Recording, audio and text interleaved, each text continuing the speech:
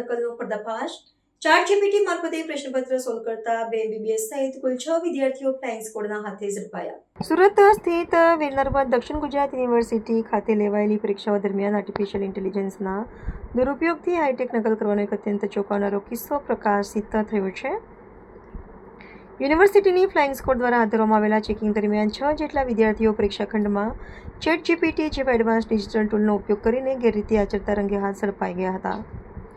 ટેકનોલોજીના માધ્યમથી પરીક્ષામાં ચોરી કરવાના કિસ્સાએ સમગ્ર શૈક્ષણિક માળખાની સુરક્ષા વ્યવસ્થા સામે નવા પડકારો ઊભા કર્યા છે। પ્રાપ્ત વિગત અનુસાર આ વિદ્યાર્થીઓ અત્યંત ચાલાકીપૂર્વક સ્માર્ટફોન મારફતે પ્રશ્નપત્રનો ફોટો પાડીને તેને ChatGPT પર અપલોડ કરતા હતા અને ત્યારબાદ તેમાં જનરેટ થતા જવાબો પોતાની ઉત્તરવહીમાં લખતા હતા। ગેરરીતિ આચરનારા 6 વિદ્યાર્થીઓ પૈકી 2 વિદ્યાર્થીઓ તબીબી ક્ષેત્રના હોવાનું ખુલતા શિક્ષણ જગતમાં ભારે ખળભળાટ મચી ગયો છે। યુનિવર્સિટીની મેલપ્રેક્ટિકલ પેનલ્ટી એન્ક્વાયરી કમિટીની સુનાવણી દરમિયાન આધુનિક ચોરીના એક સાથે 6 કિસ્સાઓ સામે આવતા શિક્ષણવિદોમાં હાઈટેક નકલ અને વર્ગખંડોમાં સ્માર્ટ ડિવાઇસના છુપા પ્રવેશ અંગે ગંભીર ચિંતા વ્યાપી છે। આ ગંભીર શૈક્ષણિક ગેરશિસ્તને પગલે યુનિવર્સિટી પ્રશાસને દાખલારૂપ અને આકરી કાર્યવાહી હાથ ધરી છે। સત્તાધીશો દ્વારા તમામ 6 વિદ્યાર્થીઓની પરીક્ષા તાત્કાલિક અસરથી રદ કરવામાં આવી છે અને પ્રત્યેક કસૂરવાર વિદ્યાર્થીને ₹10,000નો આર્થિક દંડ ફટકારવામાં આવ્યો છે। આટલેથી ન અટકતા ભવિષ્યમાં આવી ડિજિટલ ચોરીની પ્રવૃત્તિઓ ડામવા માટે યુનિવર્સિટી સત્તામંડળ દ્વારા આ તમામ વિદ્યાર્થીઓ સામે સત્તાવાર રીતે પોલીસ ફરિયાદ નોંધાવવાની તજવીજ પણ હાથ ધરવામાં આવી છે, જેથી અન્ય વિદ્યાર્થીઓને સ્પષ્ટ અને કડક સંદેશ આપી શકાય। એવી ધડુક પરીક્ષા નિયામક વીર નર્મદ દક્ષિણ ગુજરાત યુનિવર્સિટી સુરત। સાહેબ, જે વિદ્યાર્થીઓ પરીક્ષા પડતા પકડાય છે, કઈ રીતની કાર્યવાહી, કેટલો દંડ, કેટલી ગંભીર બાબત?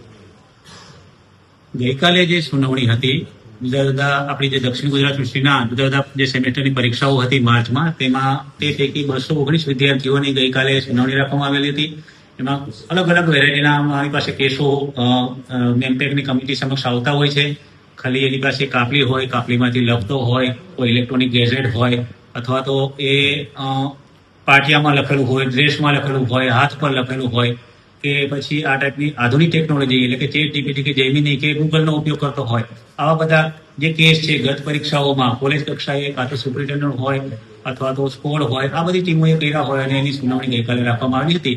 હવે આ 219 પૈકી 5 કે 6 જે વિદ્યાર્થીઓ ના કેસ હતા તે આધુનિક ટેકનોલોજી મોબાઈલની સાથે કોઈ આ ટાઈપની જે જેમિની હોય કે ChatGPT એની સાથે જોડાણ કરી અને એનો ઉપયોગ કરીને માલપ્રેક્ટિસ કરતા એ પણ ગઈકાલે માલુમ પડેલું હતું। સાહેબ, કઈ રીતની દંડની કાર્યવાહી, કેટલી ગંભીર બાબત?